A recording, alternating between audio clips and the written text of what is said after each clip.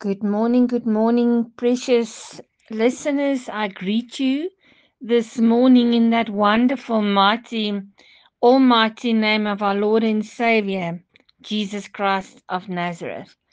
This is Professor Elsie Mostert, and I welcome you to our program of Koinonia this morning and this afternoon, depending on where in the world you are finding yourself. Thank you so much for joining me today, and it's such a privilege always to be ministering from the Word of God. And I greet you. Hallelujah, hallelujah. My message for today that I would like to talk about is something that we all deal with each and every day, is a battle. We are battling. And if I can give my message a title or a theme this today, I would like to call it "The Battle is Real." The battle is real. So today I want to speak to you about something that is at the heart of our daily lives. And though it's often unseen, the spiritual battle that we as believers are engaged in is real.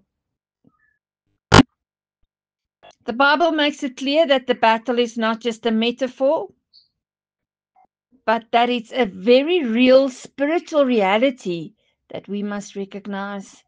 We must understand it, and we must actively fight against this.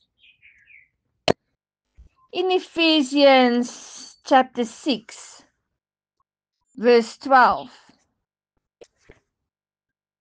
the Apostle Paul writes, and he says this, and I'm reading from the Passion Translation. I know there's many different translations, but I'm using the Passion Translations today. He says, "Your hand-to-hand combat is not with human beings, but with the highest principalities and authorities operating in rebellion under the heavenly realms."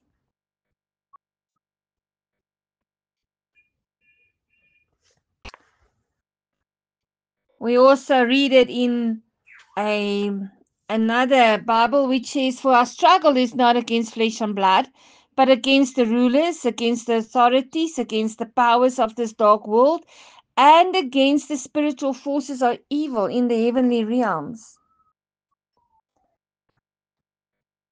Now, this verse encapsulates the essence of the battle we face every day. Paul faced it in his days, we are facing in our days, thousands and thousands of years after. Because we are not battling physical enemies, but spiritual ones, and we must be equipped for this battle if we are to stand firm in our faith. And dear listener, the first thing we must understand is the nature of the battle. This is a spiritual battle. We often live our lives as if our struggles are merely physical, emotional, and mental. While these aspects are real, the underlying root of many of our struggles, it lies in the spiritual realm. I mean, there's the battle for our minds. Who of you can nod your head in understanding? I have got so many friends and people that I know and people that we've been counseling that have actually battling so much with their thoughts. And it's as if it's just becoming worse and worse because the enemy often works through our thoughts. Negative, deceitful, and destructive thoughts. And this can easily overtake us. It can lead us to believe lies about ourselves and our own worth. I myself have been, yeah, I don't know about you. I've experienced that as well. And we must recognize that these thoughts are not just random. These thoughts, they are part of the enemy's strategy to undermine our confidence in God's promises. How about if we talk about the battle for our hearts? The battle for our hearts. Because the heart is the seat of our desires and affections. That's where it all sits. And the enemy seeks to pull our hearts away from God's truth and lead us towards idolatry, whether it's the love of money, the love of power, the love of comfort, whatever it is. And this battle is one we face daily in our temptations and desires.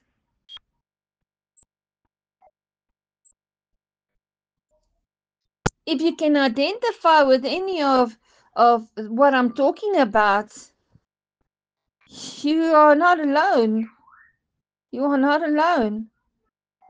And then there is the battle for our souls, and ultimately Satan's goal is to lead us away from God entirely.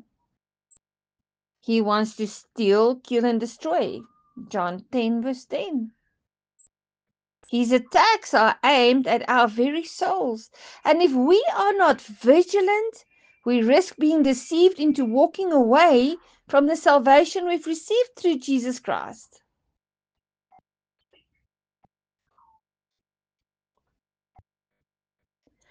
When you are involved in a battle, you must know the enemy that you face. You must know the enemy that you face. And who is our enemy in this spiritual battle? Satan is real. And his tactics have not changed since the Garden of Eden. He seeks to deceive, he seeks to distract, he seeks to destroy. And his ultimate goal is to separate us from the love of God and to derail us from living out our calling in Christ. And let me just stop there for 1 second. When you are listening to this message and you know that you've been called, you've received prophecies, you have received confirmation, you've received word. The Lord called you himself by your name. You had an encounter with him. You were called when you were 19 years old. You were called when you were 25 years old. You were called when you were 45 years old. But yet you have not done anything about it because you're feeling that you're not worthy. The battle for your heart, the battle for your brain, the battle for your soul is an ongoing thing. Yet you are called. But what are you doing about that calling? Why are you not rising up into it? Why are you not doing anything about it? Why? Why not?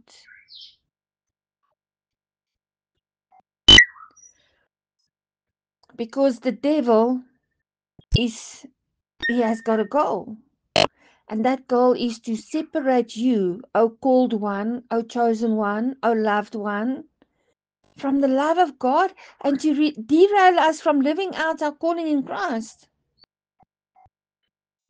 And this enemy is called the deceiver. Because from the beginning, Satan has been a liar. In Genesis 3, he deceives Eve with half-truths, leading her to question God's goodness.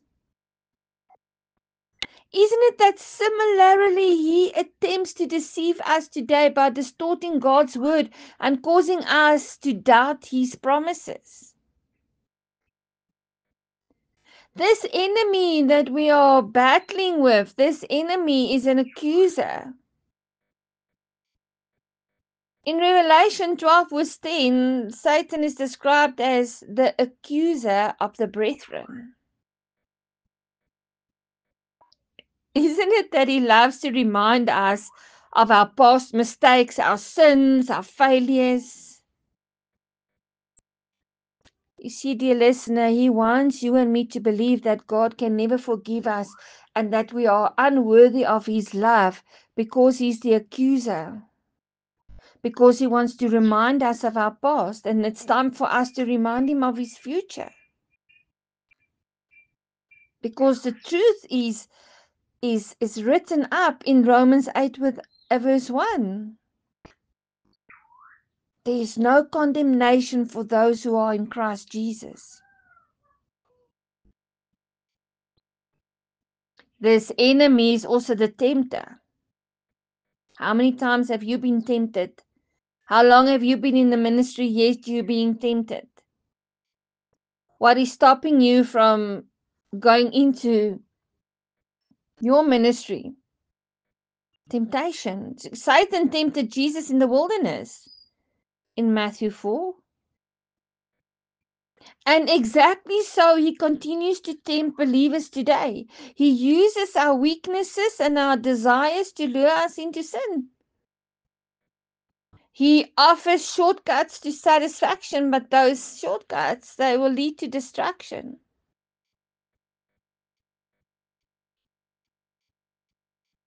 If you know your enemy, you will also know that he's a disruptor. What is he disrupting? He works to disrupt the peace and unity of the church. He sows discord among believers, causing division and strife within families, within friendships, and in communities. Because where there's no peace, there's no power. That is why, my dear listener, my friend, brother, and sister, we must guard our relationship and seek unity in the body of Christ. So now we know that our enemy is the disruptor, the tempter, the accuser, the deceiver. That is the enemy that we face. But then we get this, the armor of God. In Ephesians 6:13 to 17, the armor of God becomes our defense. And Paul provides us with the armor of God, which is our spiritual defense. Our defense against the enemy's attacks. And these pieces of armor are not merely symbolic. They represent the practical ways that we stand firm in the battle. And I want to read from the Passion Translation, Ephesians 6, verse 13 to 17. Because of this, you must wear all the armor that God provides so you're protected as you confront the slanderer. For you are destined for all things and will rise victorious. Put on truth as a belt to strengthen you to stand in triumph. Put on holiness as the protective armor that covers your heart. Stand on your feet alert, then you'll always be ready to share the blessings of peace. In every battle, take faith as your wrap-around shield, for it is able to extinguish the blazing arrows coming at you from the evil one. Embrace the power of salvation, full deliverance, like a helmet to protect your thoughts from lies, and take the mighty razor-sharp spirit sword of the spoken word of God.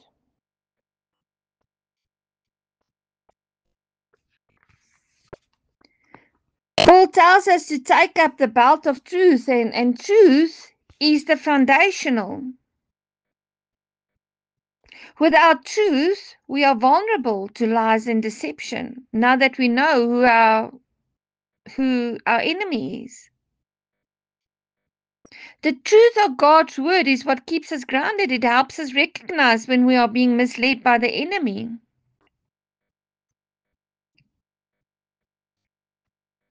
Then we have the breastplate of righteousness. Righteousness or right living protects our hearts. When we live in obedience to God, we shield our hearts from the attacks of the enemy, and our righteousness is not our own. But it comes from Christ, who clothes us with His righteousness.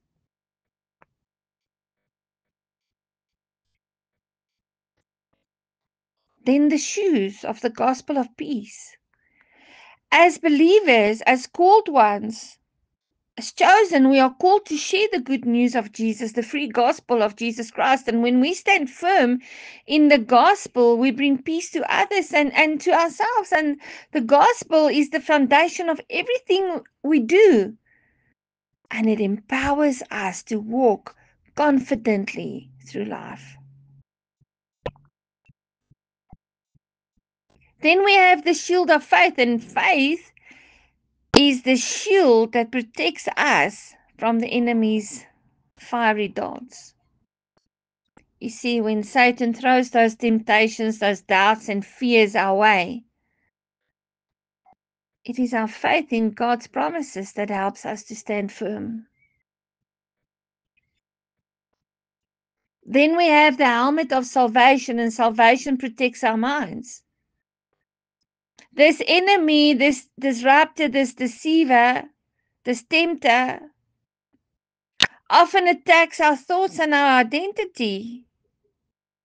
But knowing that we are safe, secure in Christ helps us ward off these attacks, and we are His children, and nothing can separate us from His love. Then we have the sword of the Spirit. The Word of God is our offensive weapon. Jesus Himself used Scripture to counteract Satan's temptations in the wilderness, and when we speak God's Word in the face of trials, we defeat the enemy and we align ourselves with God's will.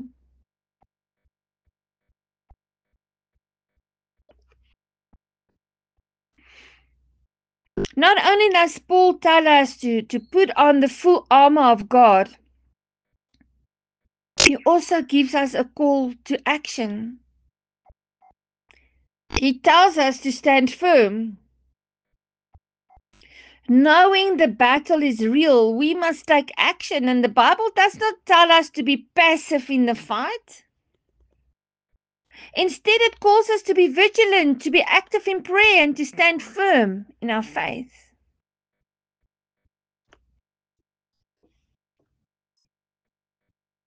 In Ephesians 6 verse 18, Paul says that we must pray in the Spirit.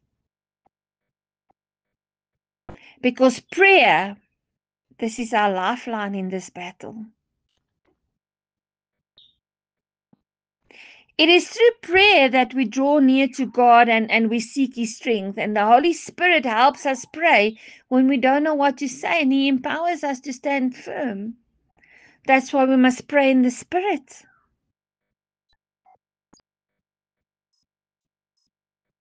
The next action that we're going to do is we're going to resist the devil. In James 4 verse 7, James encourages us to resist the devil and he will flee. This is a command. We must actively resist temptation and any spiritual attacks that seeks to draw us away from God. And why do you think James said this? James said this because he knew that he himself was also being tempted. And he himself was under spiritual attack.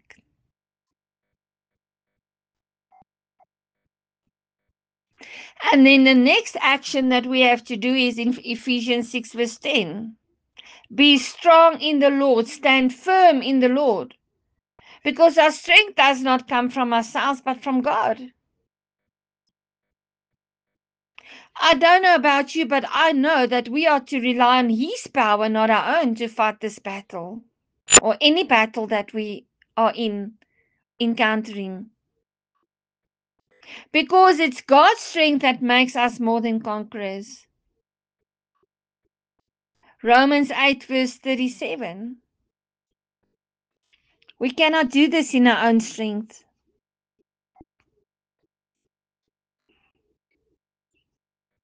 But I want to give you the good news today. The victory is ours. Yes, the good news is that while the battle is real, the victory is already won. Because through Jesus Christ, we've been given victory over sin, over death, and the powers of darkness. The battle may rage, but the war is already over. Because we are already victorious in Jesus Christ. How? You may ask me, how are we victorious in Jesus Christ? Because I don't feel victorious. I don't feel that the war is already over. I feel that I'm still engulfed in a battle. I'll tell you how it's over. Jesus gave us victory at the cross. It was His victory that He gave us. Because when he died on the cross, he disarmed the powers and authorities, triumphing over them in Colossians 2 verse 15. The enemy's ultimate defeat was sealed when Jesus rose from the dead. Now you're going to ask me, Prof, what is my role? What is it that I must do? How?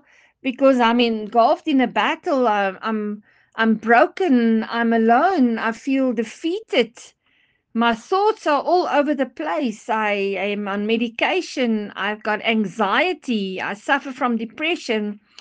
I'm mourning. I can't get over the death of somebody that I love dearly that passed away. You might say that you are engulfed in financial battles. You are facing trials. You are facing imprisonment. You know what is your role? My role, my listener, as believers. We are not fighting for victory. We are fighting from a place of victory. The battle may be so intense, the battle that you are facing. That battle may be so intense, and it may be something that I've never been through. I might never go through what you are going through. I might never face what you are facing. You might never face what I've faced in my life. But we fight. We continue to fight. We fight knowing that Christ has already overcome the enemy.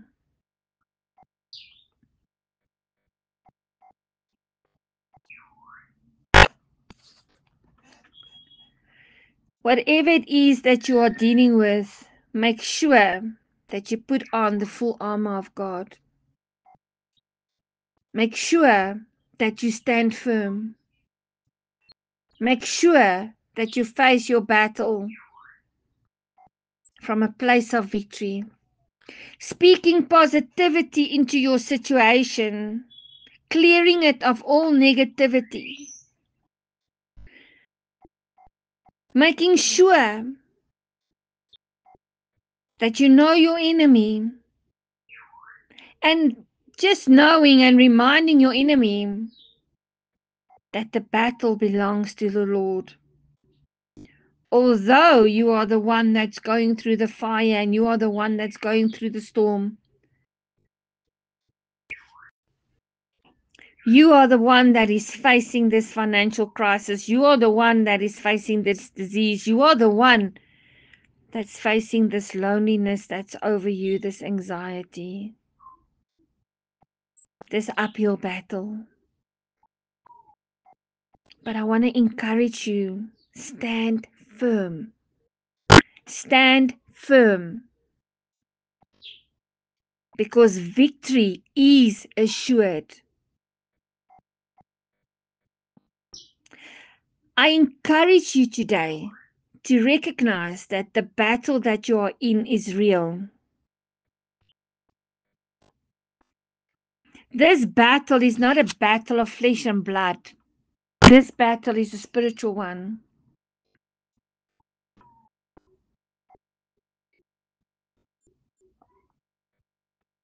But I want to also ask you to make sure that you are wearing the full armor of God while this battle rages on. Make sure that you follow the instructions of Ephesians 6.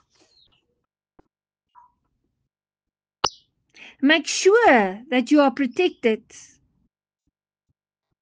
Because why would you go into a battle, into a war, if you don't wear your armor?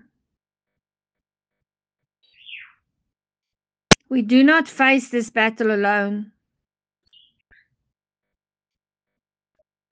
Because God has given us everything we need to stand firm. He's given us everything we need to resist the enemy and to walk in victory. We are not victims in this battle. No. You and I, my friend, we are more than conquerors in Christ Jesus. So if we know that we are more than conquerors, let us put on the full armor of God. Let us stand firm in faith and know that the victory is ours. No matter how fierce the battle may seem, remember, the battle is real, but the victory is assured in Christ. Let us pray. Heavenly Father, we thank you for equipping us with everything we need to stand firm in the battle. Help us to recognize the spiritual warfare around us and to put on the armor you have given us. Strengthen our faith. Help us to resist the enemy and remind us daily that the victory is already won. May we walk in that victory and share your peace with those around us. And in Jesus' name we pray. Amen. Thank you for listening. Thank you for joining. And I hope that this message made a small difference to your life and that you will put on the full armor of God and resist the devil, and he will flee from you. May you have an absolutely fantastic week. May the Lord bless you and keep you. And just know the battle has already been won. I greet you in Jesus' name. Amen and amen.